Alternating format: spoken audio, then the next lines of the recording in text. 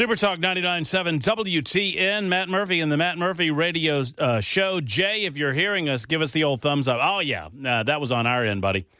We got Jay St. Clair coming up with Fry Jay in a moment. He does not come until the music does. It's 7 minutes after 4 o'clock. Just a couple of news items I want to make sure that you hear about. If you're just joining us, just getting in your automobile, just tuning in, Donald Trump is filing a libel lawsuit against the Wall Street Journal and their publisher, Rupert Murdoch, because he said he had a conversation with the Wall Street Journal and told them that this was not his language, this was not his style, this was not his letter, he didn't do any of this, and yet they insisted on printing it anyway. The Democrats always overplay their hand. Remember what I tell you. When the Democrats became involved in this Epstein conversation, which was frankly a decent enough conversation about how far we are able to go in the spirit of transparency when it comes to our intelligence community and, more importantly, with the Department of Justice. And that's a debate that has weight to it because you can't divulge everything. You might divulge information that would compromise a case. You might divulge information that would further victimize those that have been victims in these criminal activities.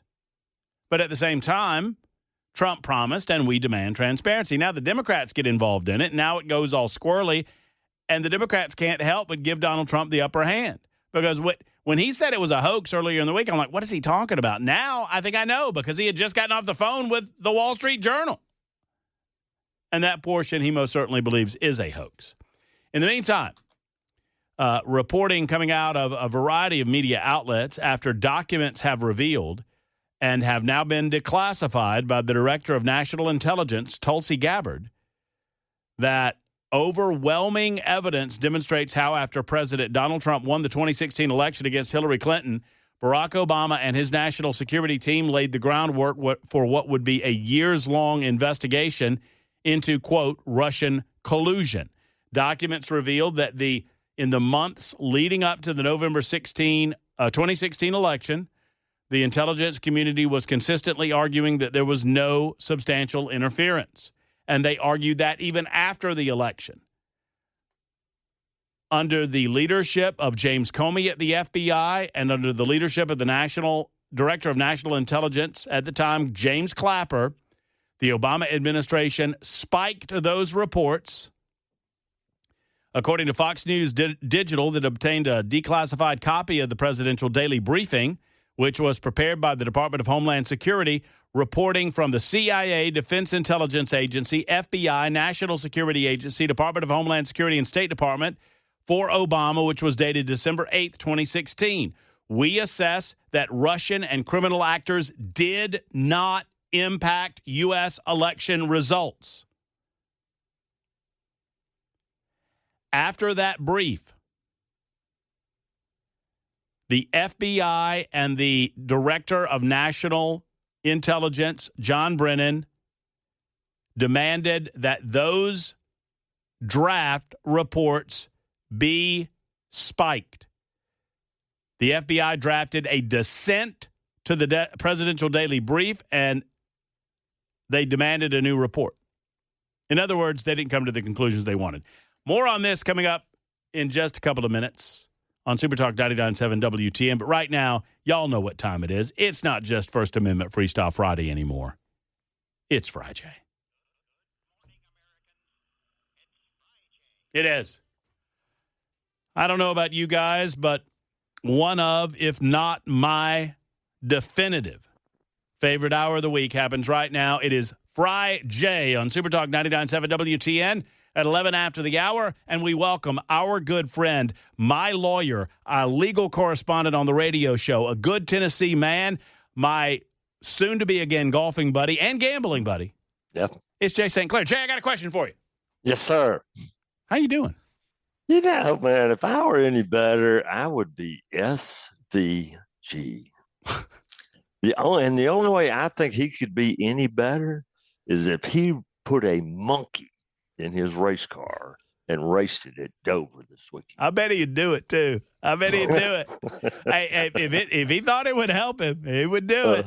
Absolutely. For those, what a great streak, 3 in a row. It's just great. Yeah, and for you non-NASCAR fans, Shane Van Gisbergen is he's from is he from New Zealand? No, New Zealand. New right? Zealand, and he raced down under for years and was just incredible. Won everything there was to win, and he came into the NASCAR field division in the Xfinity side and won there, and then and now he's racing in the top series. And there is nobody on planet Earth that I would put up against him on a road course or on a street course. Nobody.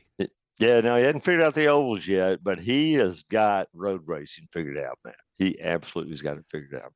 Well, and even his competitors, I don't know if you saw Chase Briscoe, who finished second to him. And he said there were 36 race cars and a rocket at the racetrack this weekend. And I was glad to be the fastest race car. I was gonna tell you if you hadn't brought him up first. I was gonna tell you that I was sure proud of Chase Elliott because he finished second amongst human beings. Chase was actually third, but he was second amongst normal humans. Well, that's the way they're all talking about it. They're just flabbergasted. And this is what this surprises me and amazes me. They are now sharing full telemetry of all the cars with all the other teams, man. I mean, full telemetry. So they can watch SVG go into a corner. They see when he lets off the gas, how much he lets off. They see how much he applies the brake and where he lets off the brake. They see all that, man. And even with that, they can't duplicate what he's doing. See, I read something about that because there were some, it's natural to think, well, why in the world? I think it's because they want to divulge it on television. They want us to be able to see a lot of that stuff. Right. And the drivers were like, it's got to be one or all. It's got to be everybody or nobody kind of thing. Right. And I think that's why they veered that. But you're right. I mean, they're showing it's like you and I are playing a game of Texas Hold'em, Jay, and I'm showing you my whole cards. Yeah, they're seeing each other's cards. And I'm still beating you. Yeah.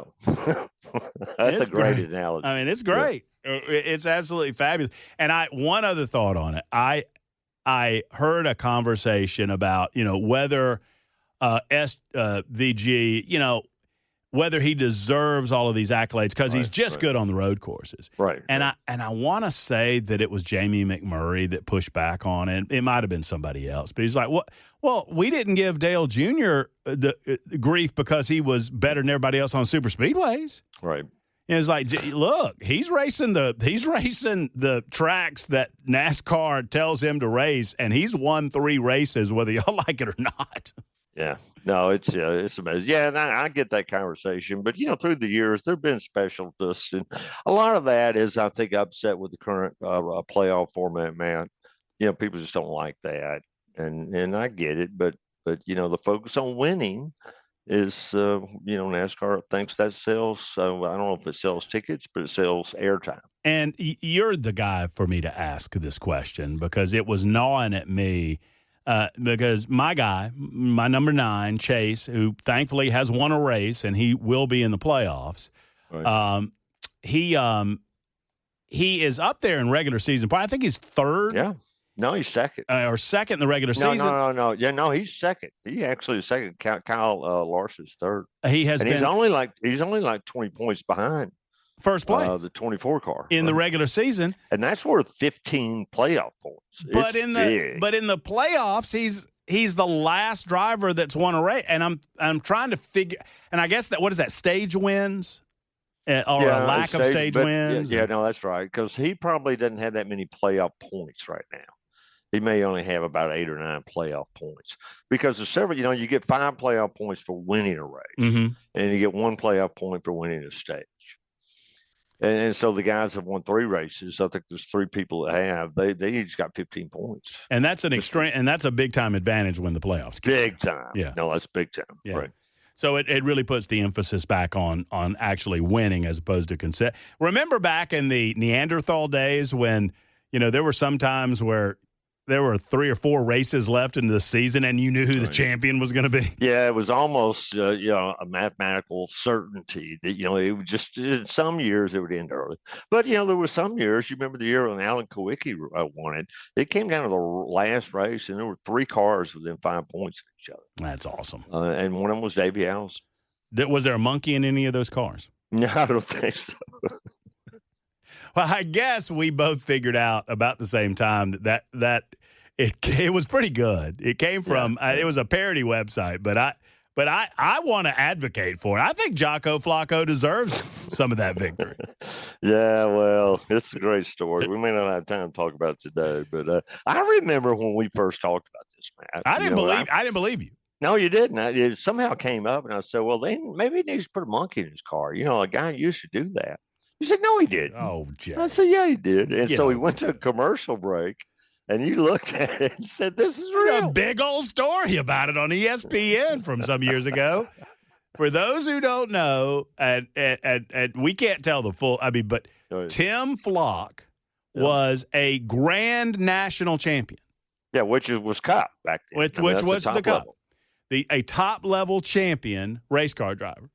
And this is sometime, in the 50s, I guess, Jay? Yeah, 50s. That's right, 1953. And his owner and his owner's wife were in, I think, Atlanta, Georgia, and they saw a monkey for sale.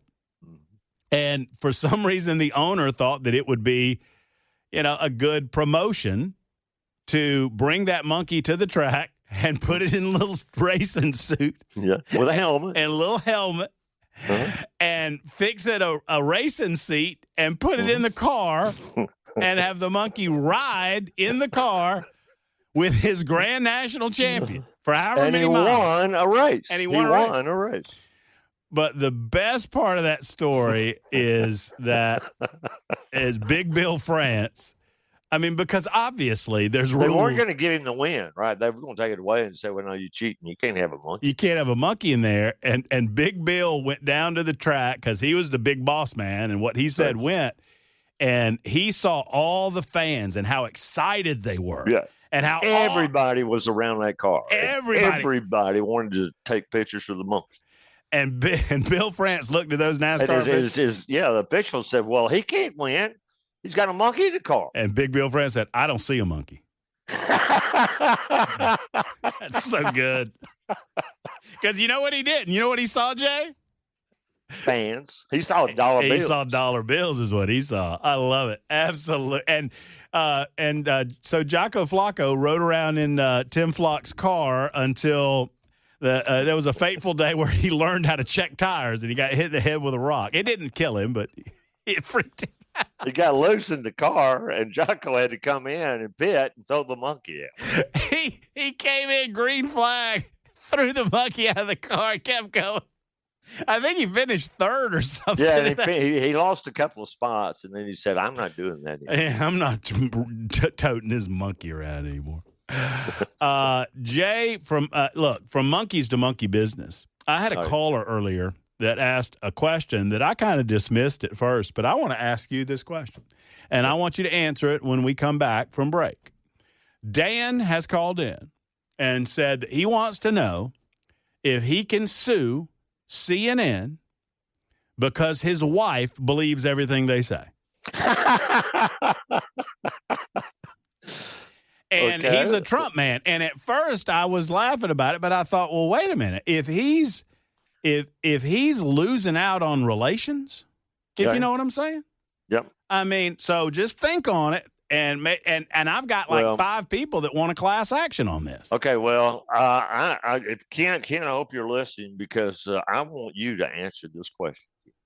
All right, so it's Jay this weekend. This week it's Jay Harper subbing in for Ken, but I know exactly where you're going. That's even better. Yeah, okay, this is even better. Yes. We'll see if Jay Harper's been paying attention. All right, we'll answer this question next, 21 after the hour. Super Talk 99.7 WTN. Thank you, Jay Harper. Jay Harper in for Ken Weaver for the last couple of days of the week. Jay, stay right there because our Jay St. Clair, is going to ask you, Jay Harper, a question that I have posed to him. Okay, so, all right. Are we ready for this? That's right, and we get a lot of questions that are phrased this way, Jay. So you have to pay a particular attention to the way people phrase it. And it's really interesting to me that this is the way people think of legal issues.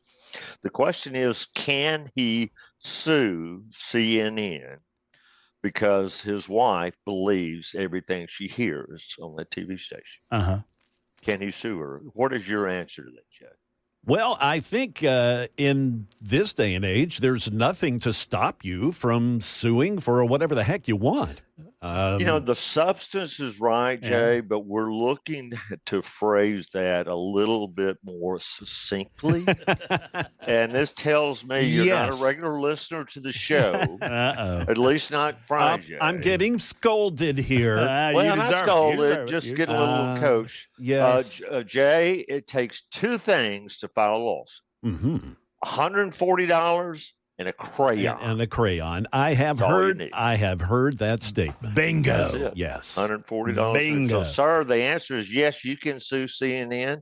All you need is $140 and a crayon. Uh-huh. Because you see, Jeff, what they're really trying to ask when they ask questions like that is, can I win? If I sue them for this, can I win? Right. Mhm. And But that's it's an interesting that entirely people different don't- question. But they don't phrase the question.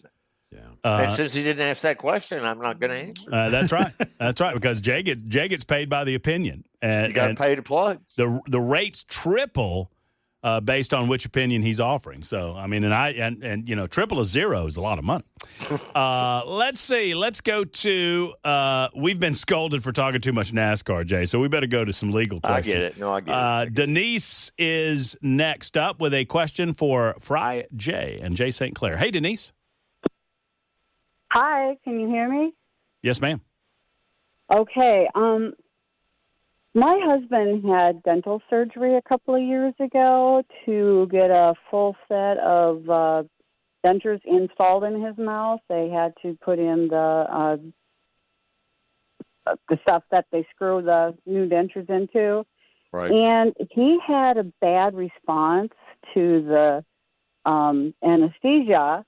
And as a result of that, when he woke up, he was like upset and confused and yelled. But that all went past to what, was fine at the time.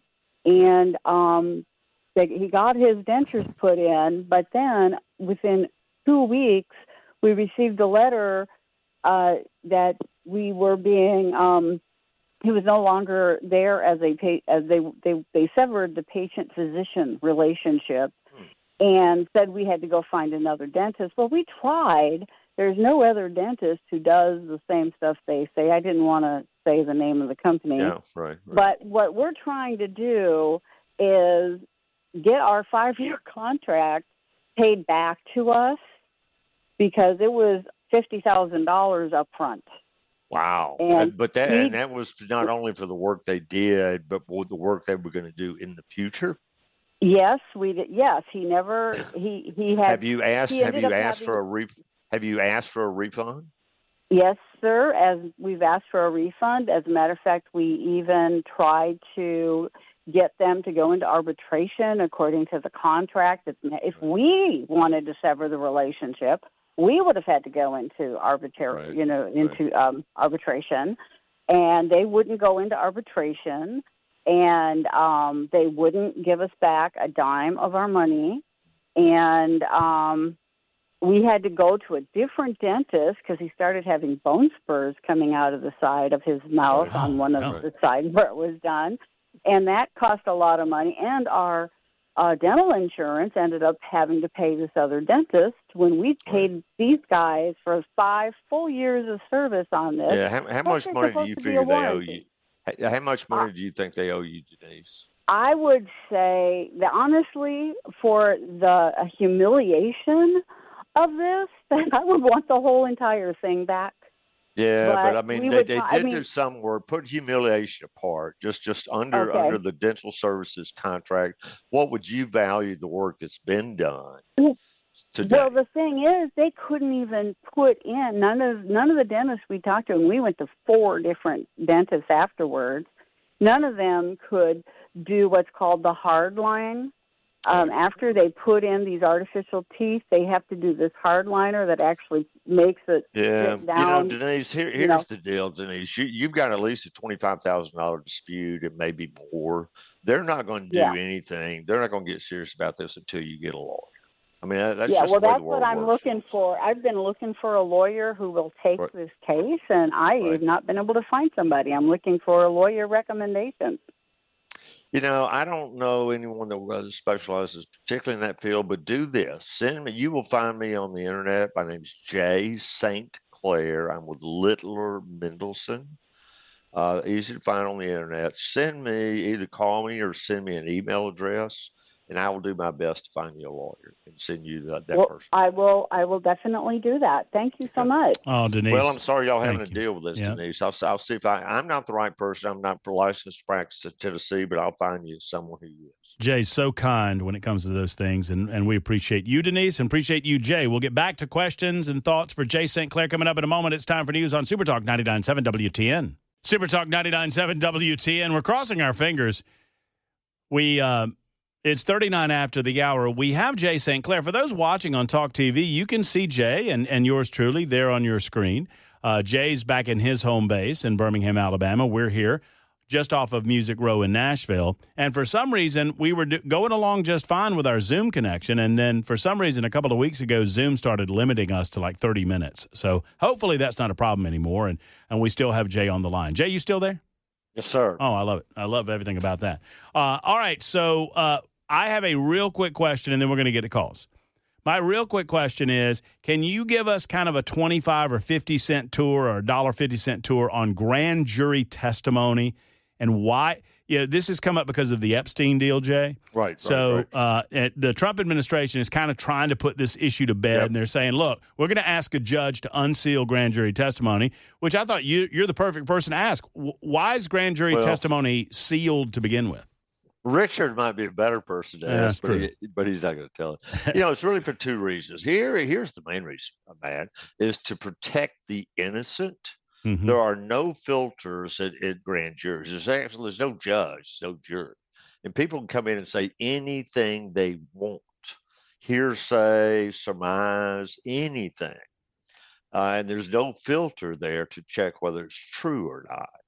And so built into it, this has been long-standing for centuries, is that's the main reason that that testimony is kept secret, is to protect innocent people from baseless allegations being made against them. I think the other part of it, too, and this is important, is actually to protect the witnesses against retaliation for coming and testifying truthfully. Mm-hmm. Mm-hmm. It's an unusual process, really. There's no judge in there. It's entirely run by the prosecutors. The defendant's not there. They can call any witnesses they want, and the witnesses can basically say anything that they want. And so it's just that's the reason for it, is to protect the innocent and to protect the witnesses. If we were at a craps table and I'm trying to get you to lay down an odds bet on which way you think a judge would go in releasing grand jury testimony, right? Which way would you say? Well, I think what'll happen here is they'll release some of it, but not all of it. Yeah, because they'll look at that and they'll say, "Well, none of this harms. If it doesn't harm individual people, mm-hmm. and the witness doesn't have any objection to the testimony being released, then it'll be released."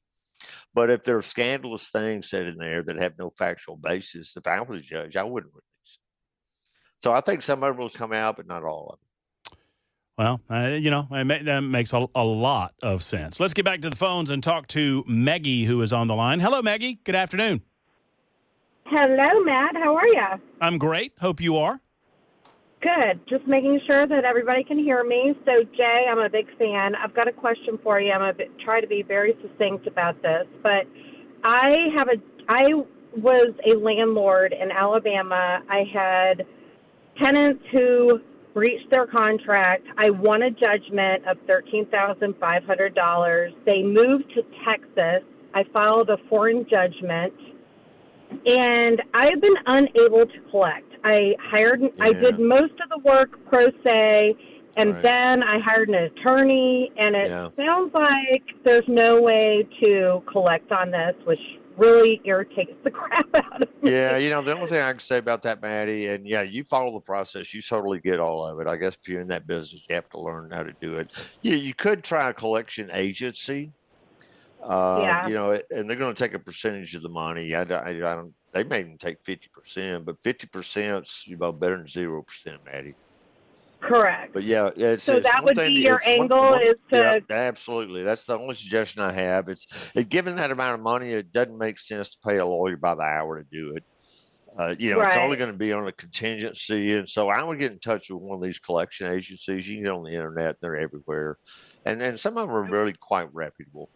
Look at their star ratings or whatever, and Okay. they'll take they'll take somewhere between 25 and 50%, but that's what they do for a living, man. I'm It's hard doing to do. it. I don't even care about the money, Jay. It's Yep. principle that these people totally screwed me over. They Yeah, I trashed my get it. house.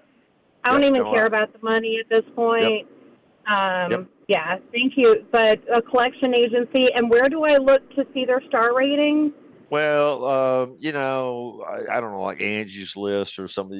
You can there's always places on there. You're a smart person, I can tell just from talking with you. You can figure out where on the internet to get Yeah. reviews on collection agencies. Well, Okay. let me Very tell you cool. something. I don't know how much has changed in 26, 27 years, but in my early 20s, collection agencies worked back then, boy. Woo! Oh, yeah. Worked on me. That's what they do. That's what they do for a living. Maddie, one of the things I love to do is guess about Access. I love your voice. It's just so delightful. And You're very sweet. well, so this is a toughie because you mentioned Alabama, but I'm just going to believe you were raised in Middle Tennessee. Well, you would be wrong. I was actually raised in Fairhope, Alabama. Really? Well, I should have Best guessed. place on earth, God's country. Yep. Well, maybe that's why that's pleasing to me. But that's cool. I enjoy talking with you, Maddie. And if you need any follow-up questions, you can find me on the internet. Just give me a call or just shoot me an email. But yeah, just go hire a collection agency. They will hound them to death. Hey, real quick, did you ever do Jubilee down there in Fairhope? I have seen a couple of Jubilees, which are only happen in Japan and Fairhope, Alabama, by the way. A little trivia for you. And I have seen it, and it's incredible. All the seafood comes into the coast, and it's just unbelievable. It just comes right up to you. I've heard it just comes right up to you, right? Yeah, they just want to be cooked. Well, and who are you to disabuse them of that notion? Thanks, Maggie, for the call. Jay, do you know about Jubilee down in Fairhope? I do. Yep. Yeah. Oh, yeah. Everybody in Alabama's heard of Jubilee, and it doesn't happen very often. No. Let's talk with Alan, who is next on Fry Jay. Hey, Alan. Alan. Amen. Hey, I'm here. Sorry, hey, I had you muted. That's all right. Hey, thank you. So, hey, I've lived in Murfreesboro in a neighborhood since 2007. They've had a big field across from us that's been for sale right off Highway 96. About a year ago, two ladies came by asking about plan developments because this field is like directly across from our house, like 30 feet. The original plans was they were going to do a half commercial, half residential kind of community, maybe like Lenox Village in Nashville. Right. So anyway, fast forward to last week, we get a letter saying that I guess they've rezoned this for all commercial. All right. And so now I'm going to be, the way the plans are laid out, I'm going to be looking at the back of two different commercial properties. Yeah. They're going to face the opposite direction, like directly in front of my house. Right. So they had these little commissions. I went to the first one so we can voice our opinion because they said since it's a plan development, we have, I guess, some say-so on what kind of businesses can go there and so forth. With that, is there anything that, as a neighbor, because the other part that kind of stinks is we're in a neighborhood association. It's really only affecting the first 8 houses of the neighborhood. Yeah, right but off the highway. safety numbers, Alan, if you had a lot more people, it'd be a lot easier. But yeah, the only thing you can really do is kind of fight it through the zoning commissions and that operation. You've already been to the first level, and there's levels of that go up. And you can appeal the decision that's made by the first group. But yeah, you're in a tough spot because there's only at most 6 or 8 people affected, and just the way the world works, Alan, probably only half of those would be willing to put the time and effort into it. But that's all you got. and that's the way the system works. And so you just got to keep working through that zoning and planning group. And if they approve it at the first level, then I think you can take it up to the next level. At some point, it may help you to hire a lawyer. It depends on how much that you care about it. But there are lawyers who specialize in exactly this kind of work. And if you don't get some success, and then that's where it's going to help having other people join with you. If you get 8 people share the cost, it's not that bad. But if it's just 2 or 3 of y'all, I mean, you're pretty expensive. You got a steep hill to climb, Alan. It's my job to tell you the truth. And that's okay. Well, one other quick. So we're part of a HOA too. Would there be any way we could possibly get annexed from this? Because I can't even have my trash can visible from the road or put up a storage unit unless it matches a brick. But then I'm going to be looking at the back of trash cans at this business right across the street from me. So I'm like, what is it? Are you wanting to get out of the HOA? Well, I'm just possibly, because at this point I don't feel like the rest of the neighborhood is going to affect my housing price if I ever go to sell. Whoever's going to buy my house. Can I ask a quick question, Alan? Have you? Yeah. I mean, and you may have said this, and I missed it. Have you met with the HOA and tried to get the HOA behind you on your effort? This is literally 2 days ago. So yeah, I was actually hoping I can get on today before I contact them because I was.